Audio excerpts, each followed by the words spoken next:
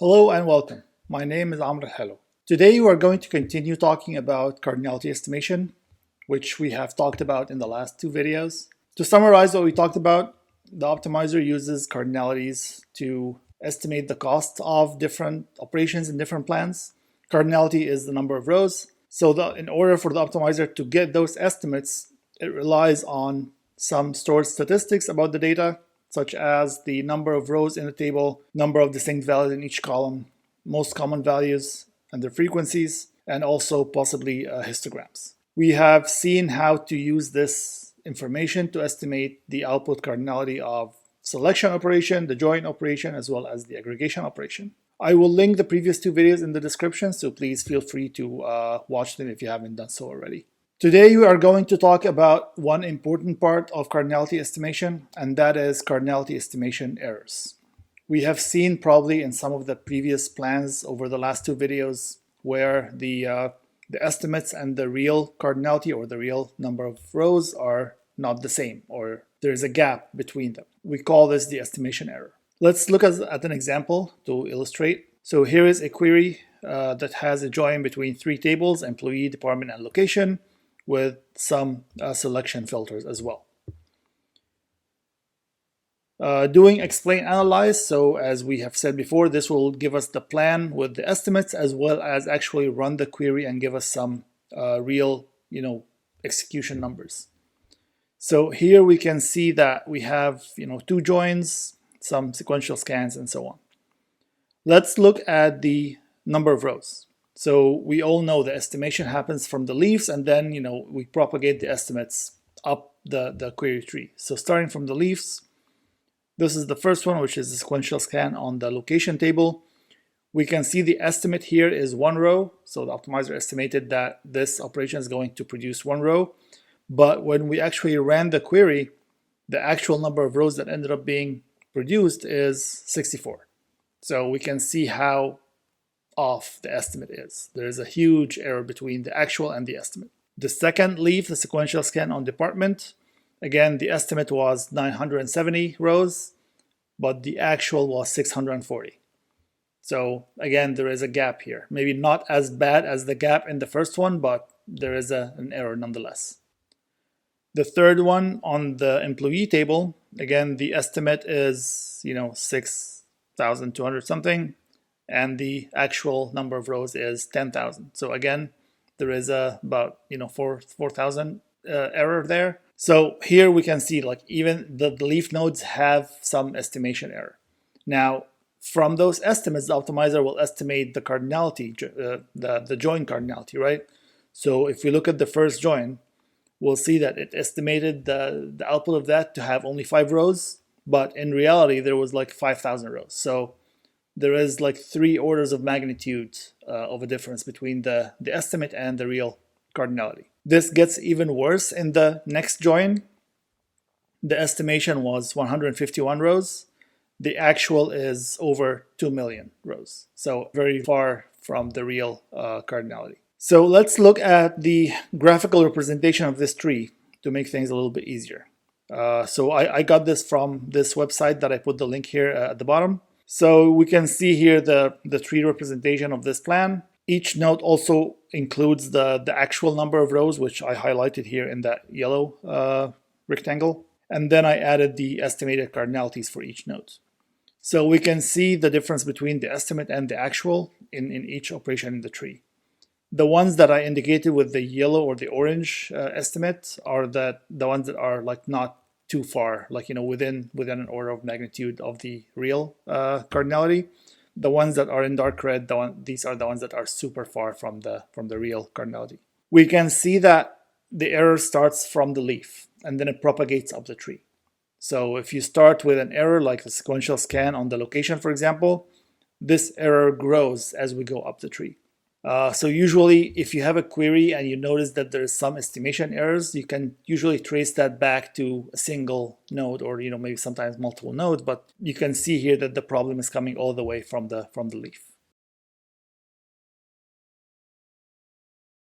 All right, so we see that there is estimation error, right? In some cases it's worse than others. Why is that even important? Why are we talking about this, right? Why is that something that we need to discuss? When you have estimation errors like this means that the optimizer has incorrect cardinality estimates for different operations. Why is cardinality estimation important in the first place? Because it's used for cost estimation. So wrong cardinality estimates produce wrong cost estimates. This means that if the optimizer is trying to decide between multiple different plans and it has the wrong estimates for these plans, then the plan that it chooses may not be actually the best one.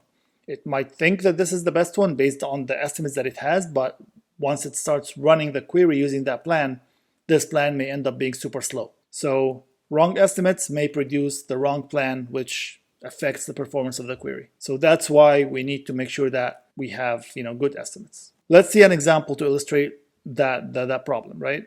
So suppose that we have a query like this that has a join between tables A and B. Let's say the very simple case, the optimizer has to choose between hash join with A on the left and B on the right, or hash join with B on the left and A on the right. Remember that for hash join, one side is used to build the hash table and the other side is used to look up into that hash table. So let's say for the first one, we use always the right child to build the hash table and the left child to look up. So in this case, B would be used to build the hash table and A would be looking up in that hash table. In the other case, we'll use A to build the hash table and then B for the lookup.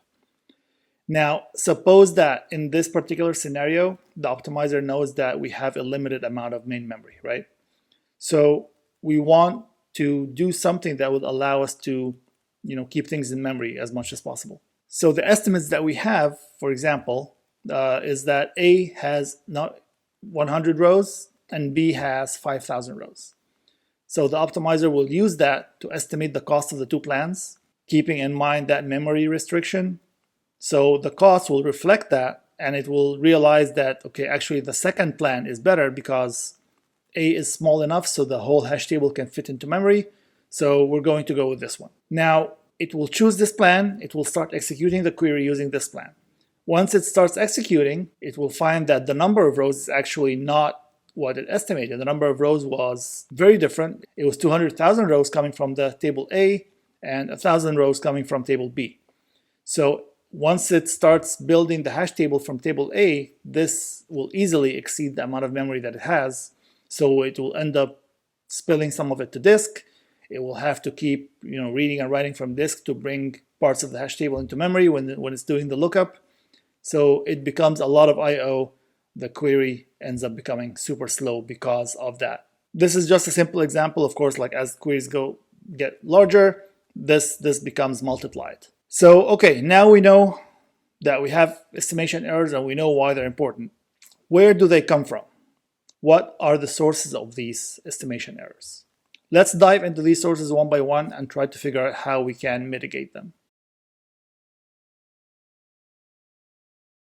The first source of errors is missing or outdated statistics. We talked about statistics, right, and how we use them for cardinality estimation. Usually, in most cases, in most database systems, these statistics are updated automatically. Once you create some tables, once you load data into tables, whenever you run some operation that makes big changes into the data, the system will detect that and it will run the statistics update utility to make sure that the statistics are being refreshed. Some systems do not have that functionality, so you have to run that tool manually. Some systems may have the auto update functionality, but it may be disabled for one reason or another. For example, in some cases, you might want to disable it while you're doing massive data updates or loading a lot of data into the system, because if you run the auto update in parallel, it can overload the system and the system may become too slow. So in some cases, you might want to disable that auto update and we'll say, okay, I'll wait, I'll load all my data first. I may delete or update some data. And then once I'm done with that, then I will run, I will enable the auto update again. You might end up forgetting to enable it, then it remains disabled. So if that happens, or if you don't have that tool in the first place, then you might forget to collect statistics on a given table, or you might forget to update statistics after doing some data changes. If that happens, then the estimates that you have will be inaccurate. A lot of systems, if you run into that scenario, you have ways to run the statistics update manually. on demand. For example, in Postgres, you have a tool called Analyze. This is different from Explain Analyze, which shows the query plan. This is just, it's called Analyze, which actually runs the statistics collection tool. You can collect statistics on the whole database. You can collect it on a single table. You can collect it on selected columns within a table. So it's up to you to run it in different ways. Of course, the more things that you're collecting statistic on, the slower this tool will run, the longer time that it needs. So let's see this example. Suppose that I want to check whether I have statistics or not on some tables, right? I will run this query. Remember PG class table, it's one of the catalog tables that has some information about all the tables that we have, including things like the number of tuples, the number of pages in each table, and so on. So let's see what information do I have there on these three tables, the ones that were in the query: location, department, and employee. We do not have any information. So you can see that 0 pages minus 1 tuples means that we don't have any statistics on these tables. Like, we know that they exist. We have some schema information, like the kinds of columns, the types, all that, but we don't have statistics about them. You can also confirm that further by running this query on the PG stats view, which has histograms and number of distinct values and other stuff. Again, on these three tables, 0 rows. So again, we don't have any statistics on these. So this will tell us that yes, you are missing some statistics. So you need to collect statistics on these tables. So I will just run the analyze command. It collected the statistics that we have. So if we run that first query again to confirm, now we see that we have actually meaningful information there about the number of rows and the number of pages and so on. So now I know that I have updated my statistics. I can run the original query again and see the plan and see the new estimates. Here is the plan that we have.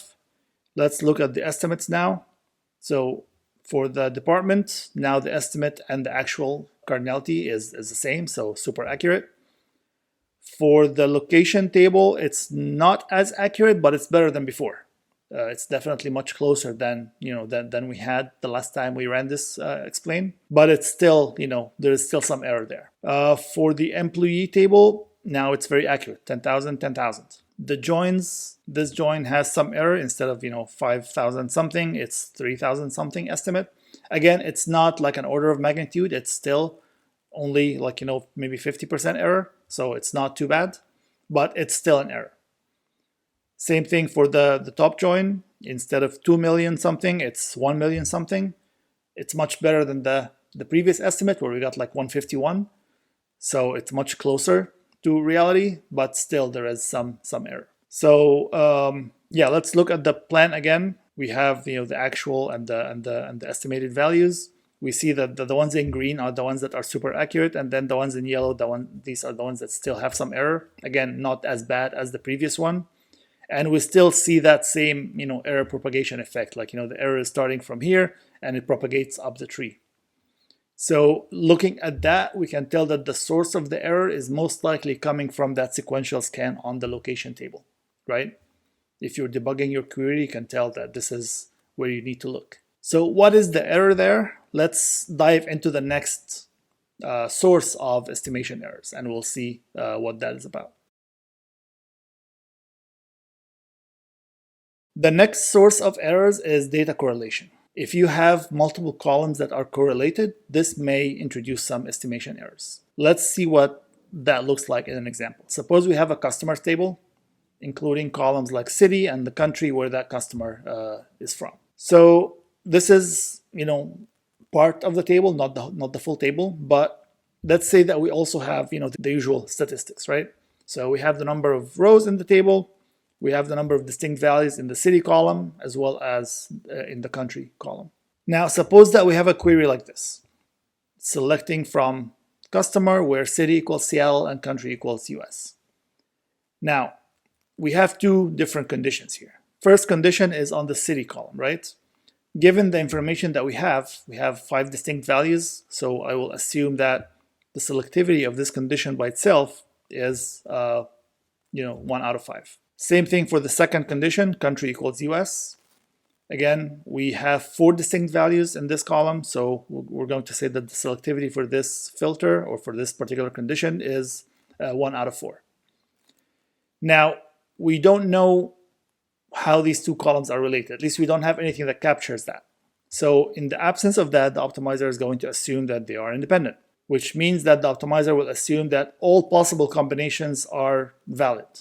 So the selectivity will become, the product of the individual two selectivities, so it's 1 divided by 20.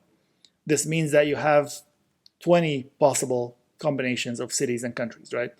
So London, UK works, London, Spain, London, US, London, France. The optimizer thinks that these are all valid. So based on that, the combined selectivity is 1 out of 20. So if you apply that to the input cardinality to get the output cardinality, that will be 50 output rows. That's the optimizer's estimate because it assumed that these two columns are independent. In reality, that might not be the case. In reality, you might have only 5 different combinations of city and country, right? Because all the others are invalid. You cannot have Madrid in the US, for example, or Paris in the UK, and so on. So these are invalid combinations. So if you know that you only have 5 distinct combinations, then you can say, okay, based on that piece of information, the actual selectivity is going to be 1 out of 5, not 1 out of 20. And then based on that, the estimated rows will be 200. So with the independence assumption, we got 50 output rows, but if we don't assume independence and if we actually know that these two are correlated, then we get 200 rows. This is how, correlation between data can introduce error if we don't have anything that captures that correlation. Let's see what that looks like in the original query that we had before, right? So we said that there was a problem coming from the location table, right? So if we look at that again, the estimated number of rows is 26. The actual number of rows was 64. Where did that come from? Look at the filter. We have a filter on country equals UK and city equals to London. So clearly the optimizer assumed that these two are independent. It estimated the selectivity of each of them separately and then multiplied that. That's why we got an underestimate. So ideally, we would like to have something that captures that correlation, right? Many systems, fortunately, support collecting multi-column statistics. So instead of just collecting the statistics on each column separately, you can also collect statistics on groups of columns. Of course, by default, systems do not collect the statistics because you could have, an exponential number of different groupings, right? You could have city and country, you could have city and name, address and phone number. You can have 3 columns in a group, 4 columns in a group. So the number of potential groups can be exponential. So this is why this is not something that the systems will collect by default. You have to explicitly tell it which groups you want to collect statistics on.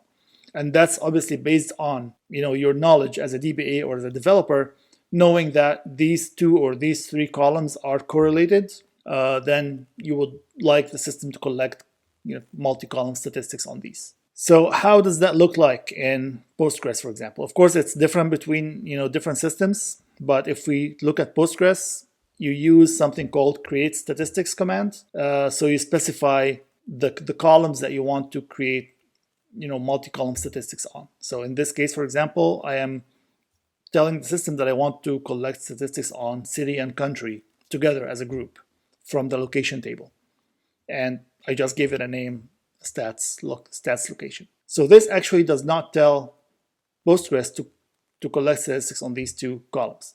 It just flags it to Postgres that the next time you collect statistics on the location table, in addition to the default single column stats, also collect stats on these 2 columns together. So running this command just flags that to Postgres. So the next time you run analyze, let's say analyze location, or if you do analyze in the full database, then it will collect this multi-column stats. If you want to confirm, you could also run this query on the catalog. So there are some other catalog tables that we haven't seen before that contain that multi-column stats. And there are some built-in functions that will also allow you to interpret some of the contents of these tables. So if you run this query, you will see an output that looks like this. Basically, you see all the different combinations that it found, and the frequency of each of these combinations. So London, UK exists with 0.4, Madrid, Spain exists with 0.2, and so on. These are the frequencies that represent the groups of these values. It also shows this base frequency, which is the frequency that it would have computed from the single column stats. If you did not collect multi-column stats, then it would have estimated these values for the selectivity of filters on these columns. So this is a good way to compare the multi-column stats and the single column stats. So now that we've collected these, let's go back to our query, look at the plan again. Now let's look at the location table. Now the rows, the number of estimated rows is equal to the number of actual rows because we have this multi-column stats. The next source of errors is data skew. We have talked about that multiple times, so I'm not going to spend a lot of time on that.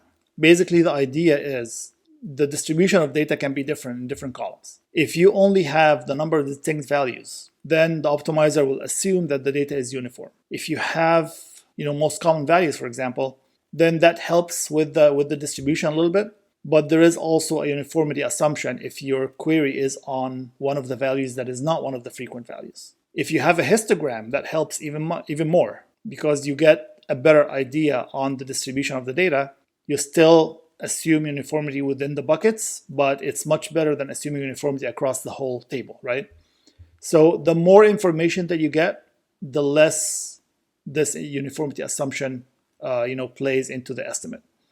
Of course, with histograms specifically, the more buckets you have in the histogram, the more accurate it is, the more accurate estimate you'll get, but the slower things become because, again, using histograms in estimation is computationally expensive. So you don't want to have too many buckets because then the optimizer will spend a lot of time trying to come up with the estimates. And also storing these histograms is going to take up a lot of space. But you also don't want it to be too little because otherwise you'll have to apply the uniformity assumption much more. So you need to find the right trade-off between these two. Also, one thing to note is that histograms for the most part are on single columns. You don't have multi-column histograms in most systems because they are, one, very expensive to store, and two, again, very, very, very computationally expensive to estimate selectivities from them. So most database systems do not support multi-column histograms. The fourth reason for estimation errors is complex filters. This basically combines a bunch of different things, but basically the idea is you might have filters that are arbitrarily complex. For example, things that include arithmetic operations. Say, where column 1 plus 6 multiplied by column 2 is less than 120. When you have a filter like this, the optimizer is not able to estimate the selectivity because the information that we have just doesn't allow estimating the selectivity of this filter. You might have something like string operations, like the like operation. This is also very difficult for the optimizer to figure out how many rows satisfies this without actually running the query. Things that include user-defined functions. If you have a user-defined function, the optimizer doesn't know what this function does, so it is difficult to say what is the values that it will produce and what's the selectivity of that. Again, there's many other different examples, but these are some of the most common cases. Whenever you encounter some of these, usually the optimizer is just going to throw its hand up in the air and say, like, I'll just going to assume some default selectivity value. Sometimes you have different rules for different kinds of filters, and sometimes it will just have some predefined selectivity value that will say, I can't figure it out, so I'll assume it's 0.1 or something like that. Of course, that means you will get a much really meaningless cardinality estimate. This cannot be mitigated by histograms or by most common values or by multi-column statistics or any of the things that we've talked about before. The only thing that can help in this case is something that we call sampling. This is something that is not supported by all database systems, but the ones that do support it, the idea is as follows. Let's say you have this filter in a query, right? Like this could be part of a simple query, like select something from table where so-and-so, Or this could also be combined with other operations like joins and groups and all that. So suppose that this filter is on table T. So we have this table T. Let's say it has 100,000 rows. Sampling means that we're going to collect a random sample of that table that is significantly small. Let's say we're going to get like a 1% sample of that table. This will give us another table that has 1% of the rows of the original table. So 1% out of 100,000 rows means that the sample will have just 1,000 rows. So this is significantly smaller than the original. Now, once we have that sample, we're going to apply that filter that we have on the sample and see how many rows actually satisfy the filter. Now, let's assume that in this case, we had 176 rows satisfy the filter. By the way, applying this filter means actually running a query on the sample, right? So this will tell us the number of rows that satisfy. So we can use that saying that, okay, we have a sample of 1,000 rows. We have 176 rows satisfying. So the selectivity of this filter is 0.176. Then once we know that, then we can use that selectivity in the original query. So we still have the original query on the original table. We can then use the selectivity to figure out how to optimize that query. So this whole thing happens during the optimization of the original query. So as part of the cardinality estimation, you need to run a smaller query on a sample of the table to get that selectivity value. The good thing about it is that it doesn't make any assumptions about the data, right? As long as your sample is truly a random sample, you don't need to assume uniformity, you don't need to assume independence between columns.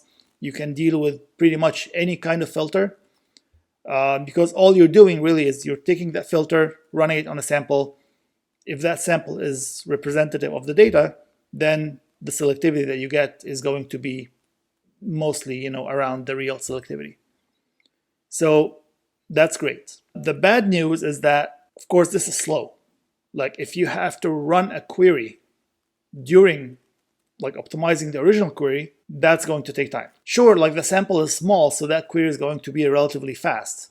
But remember that if you have multiple filters or multiple things that you need to estimate and you need to run a query on a sample for each one of them, that's going to add up and it's going to take a lot of time. Also, the sample itself, how are we going to collect it? How are we going to maintain it? In some cases, you might want to collect that sample with every query. If you have a big query that joins 3 different tables, so at some point you realize that you need the sample on table T.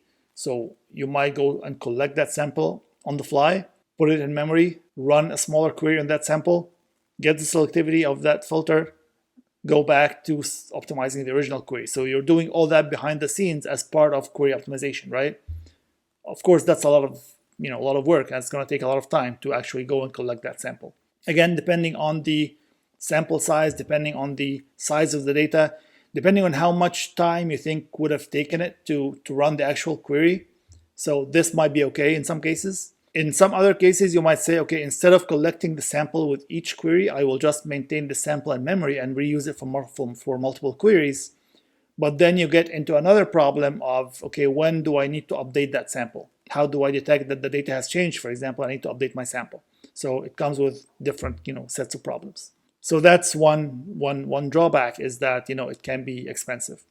Another drawback of that is that it doesn't work well with joins. If your original query has a join between tables T and table S, you cannot say that I will get a sample for table T and a sample for table S and then join them together, and that will give me an idea about join cardinality, for example. Because the samples are super small, it is very likely that nothing actually will match between these two samples. So you cannot really get the join cardinality from that. Or if something matches, it's going to be not representative of the original 2-table join. So this doesn't work for joins. It only works for single tables.